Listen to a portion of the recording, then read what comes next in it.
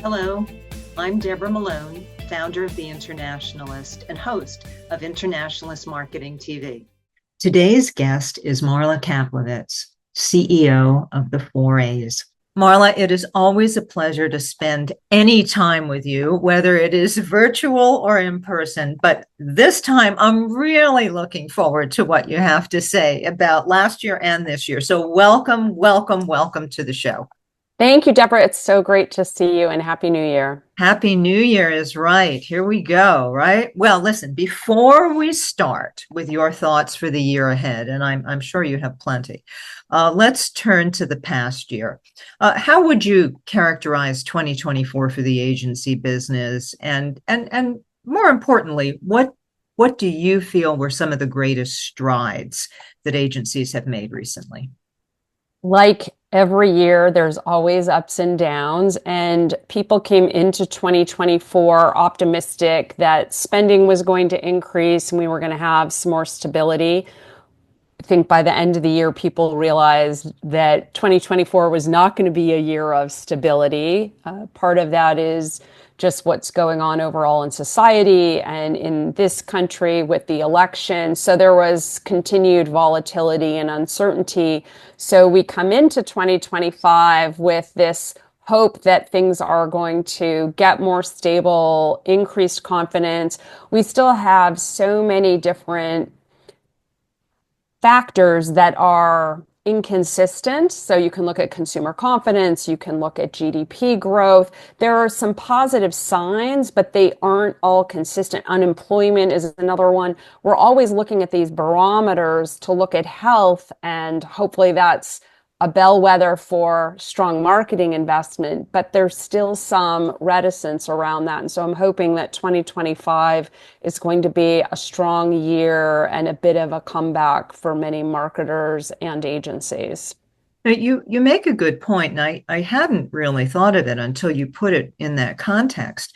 But you're absolutely right about the inconsistency in so many factors that we rely on for measurability or forecasting and so on. Though that's a very good point. Although I guess part of the reality is that we still have to navigate with all of these opposing factors and try to find the some kind of lane to function in successfully. But you do that's a very good point. I hadn't really, you live with it every day, but it's interesting the way that you put it.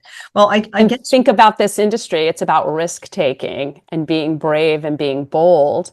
And that's what we need now more than ever. And if you have people that are uncomfortable with the information they're being given, they're not sure, they're focused on the short term versus the long term, they want to maintain their roles, you don't get the bravery and the confidence that you need to do the investment, to take the bold creative choices.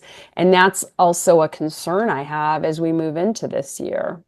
That's interesting because I just made kind of a little symbol if there is that relationship between bravery, does confidence equal bravery, or does Yeah, confidence allow for bravery? That is pretty interesting. Already, well, off the bat, you've got me thinking. Look, we might good. as well. Yeah, good. Thanks. Let's not make anything easy or comfortable for ourselves here, right? No. So I guess we have to talk about the elephant in the room, or at least the elephant that entered the room at the end of the year, Mm, which is certainly one of the pivotal events of last year, which is obviously the merger, the Omnicom Interpublic yeah. merger announcement. Okay. So how did your members react? Yeah, well, as everyone was so riveted by the news, and as you probably saw for weeks, the trade pubs had endless articles analyzing it from every which way. And members look at this as an interesting sign. There were rumors for a while. We almost saw this happen many years ago. So it's a signal of what is happening in our industry, and that's constant change, the need to really think differently about growth, how you come together, how you drive your strengths, what the importance of data means. We're kind of seeing this shift in what's really valued, but there is no one business model. So people can't just say, oh, that's the way we have to do it. Every client needs different things, and that's why there are multiple models out there. So this is an opportunity. This is for people to look at their own business and say, where do we have strengths? Where do we have needs? How do we grow? Where should we be partnering, building, or buying? And what you're seeing is more partnering and buying versus the building. It takes a lot of investment in infrastructure and time to build. It is much easier to do those acquisitions and figure out how to integrate. And so I think you're going to continue to see more of that over time. And you're seeing it not just in the holding company side, we're seeing it on the independent side and with private equity money continuing to come into the space. You're just going to see more of that happening and people coming together to drive that.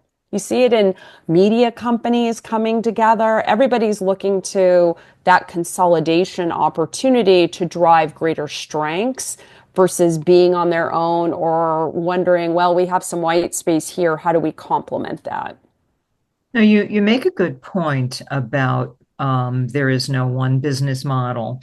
And I think and I do have a couple of questions about that, but it reminded me of something. I was listening to someone, I think it was from Spencer Stewart, talk about how they hire CMOs. And they say if it's a financial position like a CFO, 90% of all companies have the same requirements for the CFO. However, when it comes to marketing and hiring a CMO, every company seems to have a different structure, a different set of rules and responsibilities that they're looking, to achieve. And I think if you start with that, and each company, it's not that they define marketing differently, but they certainly define the role and the ambitions of it differently. So of course there's got to be different models for agencies and everyone else that partners within the ecosystem. I just find all of that fascinating. But on that idea of business models, it seems that a lot of the talk in the press and whatever was is bigger better. And I think there, in some cases, in terms of investments, whether it's in talent or in technology and so on, some people might argue that it is. But I'm just curious, does this make more space for independent agencies? It's all different models, right? I think that remains to be seen. And you always believe that your position is the right position, whatever perspective and vantage point you have. Do you think, and I know you referenced that this almost happened with the Omnicom Publicis merger, a decade or so ago. Mm-hmm. Do you think this changes the business, or is it just, again, as you started, or is it just part of the aspect of how we all develop? Our business is always changing. So this is just another aspect of the change that exists around us with technology, with media consolidation. It's broader themes that are happening in business and society that impact our industry and that we also impact others.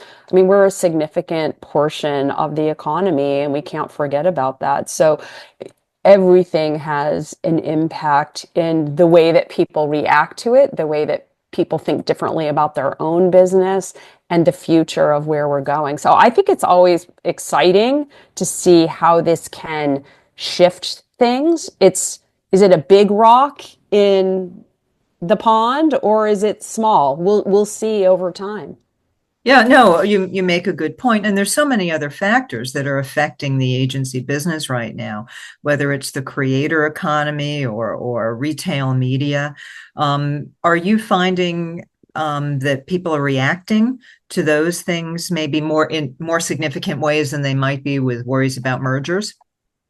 Oh, they've been responding to that for many years, and in the way that you go way, way back and cable impacted the business, you've now got other aspects coming in, and then we went through mobile. Every year was the year of mobile, right?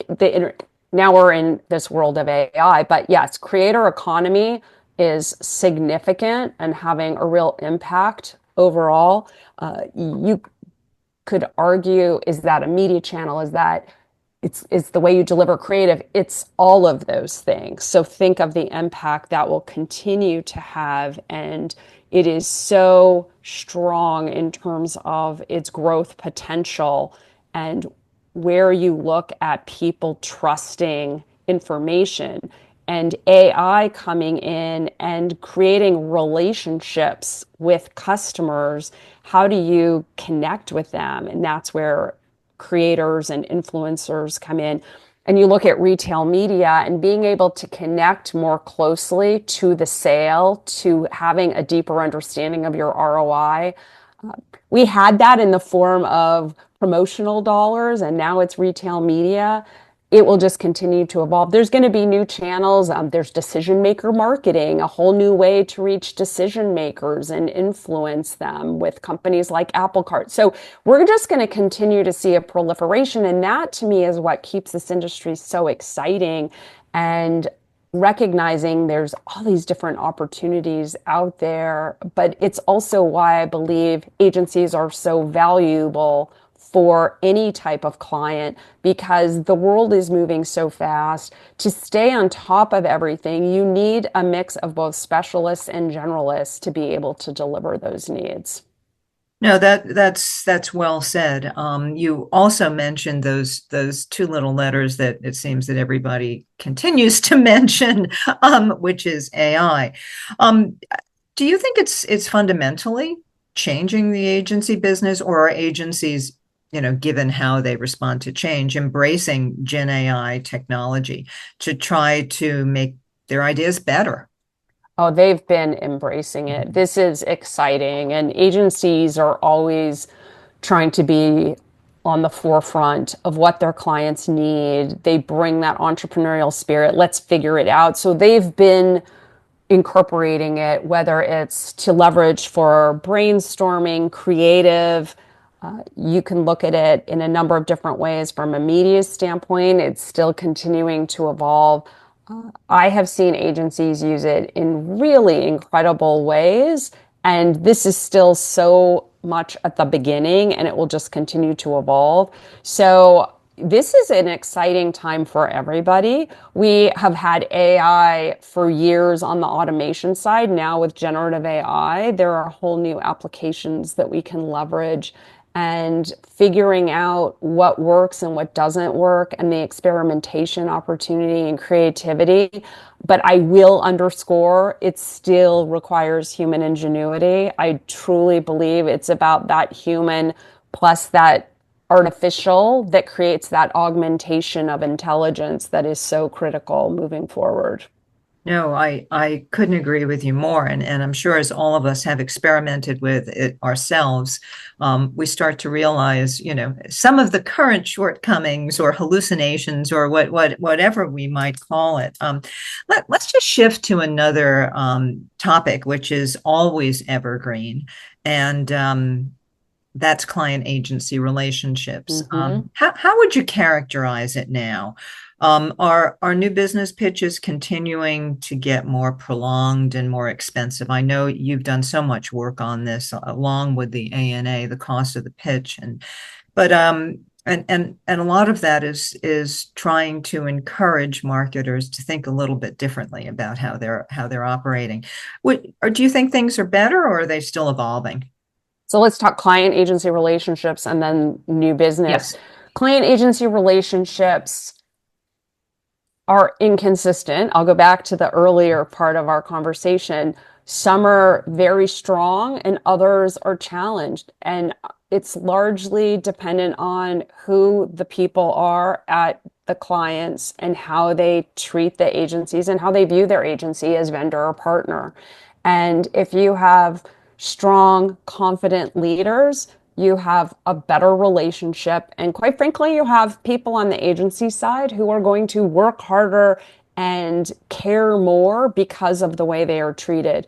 I wrote a piece over a year ago that we need a code of conduct. I still believe, sadly, we need a code of conduct because agencies are not being treated consistently well. And that isn't every single person at a client, but there are people that are under significant pressure. They're very stressed and they sometimes take it out on the agency. There's a lot riding on a new campaign, a new launch, whatever it may be. And those pressures sometimes aren't always communicated in the best way. And I still believe that while there are strengths in terms of the agency client relationship, and we see strength with longer term partnerships, which makes a lot of sense. And we're doing some research now with the ANA to really prove that out because we've seen that in awards with the FEs and even ANA awards that agencies and clients that have worked together longer tend to win more awards, which you could argue is leading to better work, which should lead to better ROI.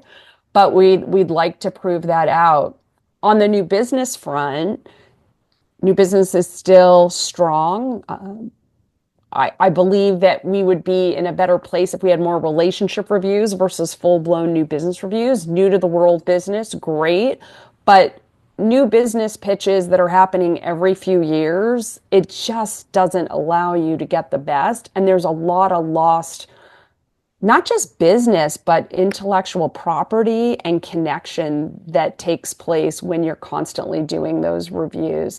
And they are dragging out still, which is really challenging.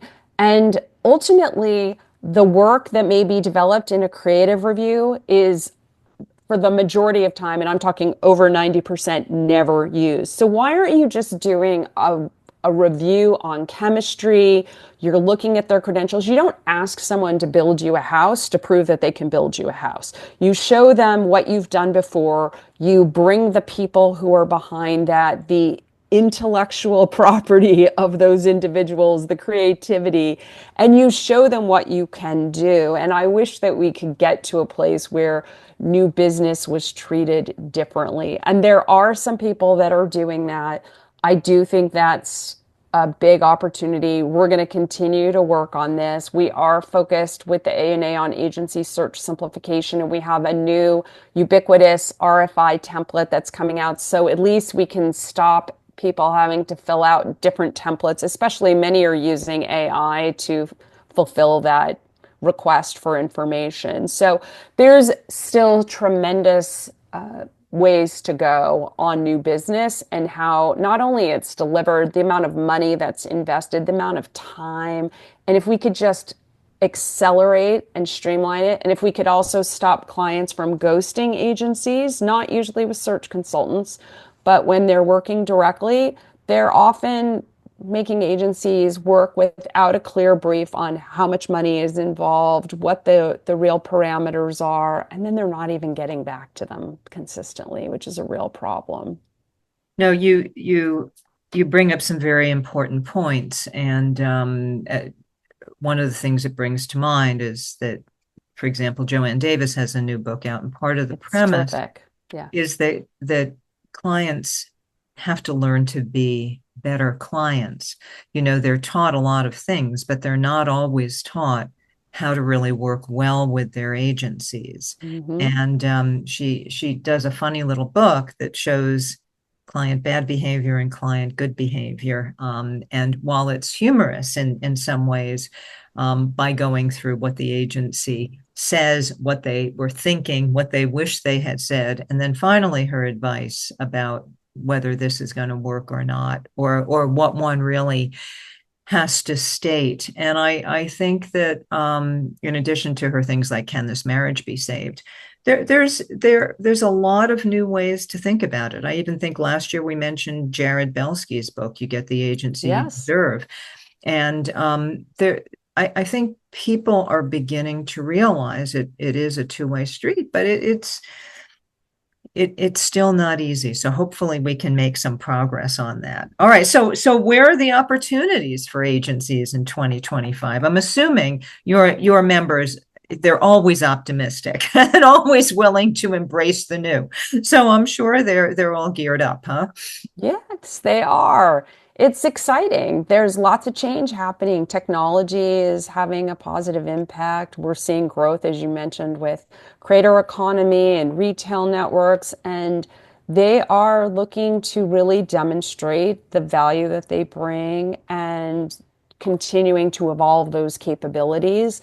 And that's what's pretty exciting is agencies aren't just resting on their laurels and saying, well, this is all we do. Agencies never do that. They're always thinking about what more can we offer? What new services? What new capabilities? How do we simplify the work that we're doing? How do we help our clients drive their business growth and do better? So, and we're so beyond advertising at this point and even beyond marketing in the way that agencies are working with clients to solve their most urgent business problems. That's what Yeah. it's all I about. know it's really business. It's all about, new business opportunities more so than anything else, even new business models. We talked about different models at the beginning. Um, what about, you've talked a little bit about some of the efforts that the 4As is doing for new business. So what are some of the other initiatives for the coming year? Well, I am so excited because we just launched our new website and our new branding and logo, but more importantly, a much better, richer experience for members, for non-members to come into our site to find the information that we have created over many years and continue to deliver to support their needs. So very happy that we just did that. Go to 4as.org, check it out. It's really terrific. And then we will continue to do what we always do and address the biggest issues. So we talked a bit about new business, and there's a lot more work that's happening there. Compensation is always an important area, and I think this is a really important time where there needs to be a reset on compensation. We have long been stuck in the world of full-time equivalents and the way that agencies are compensated off of people. And last year with the ANA, we published a guide on alternative compensation models that had 8 different ways to look at compensation. And what we're trying to do is really educate. You can't always do a look back. Try and look forward and think about new ways and value-based pricing and how you can incentivize more for performance. But as we continue to see agencies investing more and more in technology, and that will create more automation, you're going to see a shift in the way that agencies are being compensated. If you continue to rely on people costs, it's diminishing returns. You need to focus on how you are getting paid for the output, the outcomes, and that's going to require either a new blended way of looking at a rate to include technology, a supplemental cost. There's different ways to achieve it, but agencies have got to start getting compensated for the amount of money they are spending. That technology is not insignificant in terms of the investment. No, no, you make a good point. And I'm really delighted that you brought that up. I'm sure you have so many key topics, but this one certainly sounds like it's so pivotal right now. Yeah, and Jay Pattisill at Forrester has done some really terrific work on looking at this. This is from a year ago, and it's still really an important area that everyone needs to be addressing. No, good point. Good point. I'm glad you brought that up. Well, on a more fanciful note, um, if you had a wish list for the industry and a limitless budget, what would you do with your magic wand? Oh, I like that. So I would probably spend the money on a brilliant marketing campaign that reinforced the value of agencies and also reminded agencies of the value that they bring to brands and that they help brands grow, that they help the bottom line, and that they should really ensure that they get paid properly for the work that they deliver, and they should not acquiesce and settle for less. I see a theme here, a very assertive theme. Good for you. Good for you. Um, all right. Again, in this kind of prediction vein here, what one word or phrase do you believe will characterize the coming year? I know that's a tough one. It's easier to look back, but Mhm. what do you think? I am going to use the word possibilities because I believe that There is so much change being thrust upon us on a regular basis, and we all need to be open to the possibilities and to embrace it in an optimistic and excited way and think about how we can leverage it. There's so much happening, and if we look back a year from now, we might not have even thought about. I was just reading a piece on conversational search. Okay, now we're in this new world with Gen AI. What's going to be the next big thing, and how is that going to influence where we go next? So I just think possibilities. I think you're safe with that one. Yes. I'm not trying to be safe. No. That's just the word Okay. that All comes right. to Okay. mind. Okay. All right. Well, on a personal note, I do have to say that I really applaud you for saying that leadership of an association should not be the end of one's career. And I think it's certainly public knowledge that you announced that you would be moving on. But you certainly gave the 4As plenty of time to do that. And I actually strongly believe that industry associations are so vital. And they're all the more vital when you have people really at the peak of their career trying to make a difference, people that have both the energy and know the situations and want to make change. But is there anything that you'd like to share at this point about what's next for you, or should we just stay tuned? Oh no, I'm happy to share. So I was very clear when I came to the 4As. I thought I would stay 3 to 5 years, and I communicated that it was my next role and not my last role. And I've definitely recruited people to the 4As with that idea to come, serve, give back to the industry, and then go back out into the industry and advocate and champion agencies and the 4As.